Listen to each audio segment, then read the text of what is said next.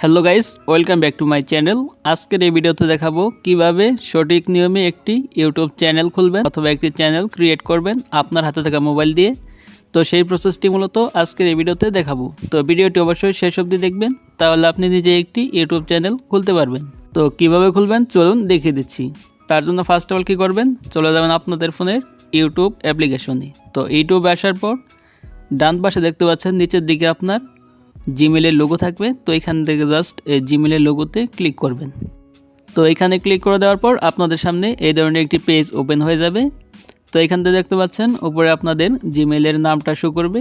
তো এখান থেকে কী করবেন, জাস্ট এই জিমেলের নামের উপর ক্লিক করে দিবেন। তারপর এখান থেকে ফাইনালি আপনাদের সামনে এই ধরনের একটি পেজ ওপেন হবে। তো এখান থেকে মূলত আপনার ইউটিউব চ্যানেলটি খুলতে হবে।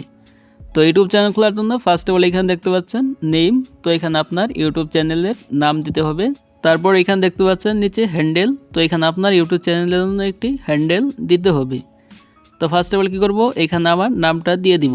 তো এখানে আপনার এই চ্যানেলের যে নামটি দিতে চাচ্ছেন, তো সেই নামটি এখানে পেন্সিল আইকনে ক্লিক করে আপনার নামটি দিয়ে দিবেন। তো নাম দেওয়ার পর তারপর উপরে দেখতে পাচ্ছেন সেভ অপশন রয়েছে। তো এখান থেকে সিম্পলি এই সেভে ক্লিক করে দিবেন। তো সেভে ক্লিক করে দেওয়ার পর আপনার চ্যানেলের নামটা সেভ হয়ে যাবে। তারপর এখানে দেখতে পাচ্ছেন হ্যান্ডেল। তো হ্যান্ডেল পরিবর্তন করার জন্য এখান থেকে পেন্সিল আইকনে ক্লিক করতে হবে। তো ক্লিক করার পর এটি আপনি পরিবর্তন করতে পারেন অথবা নাও করতে পারেন।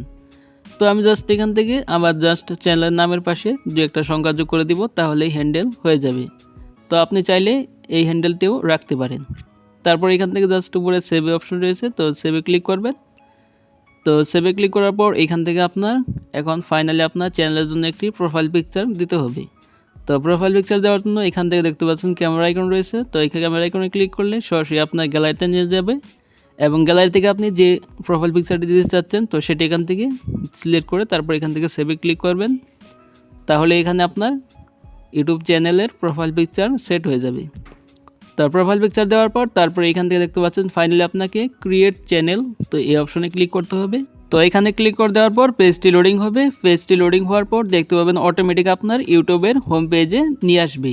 তো এখানে দেখতে পাচ্ছেন আমার চ্যানেলটি অলরেডি ক্রিয়েট হয়ে গেছে।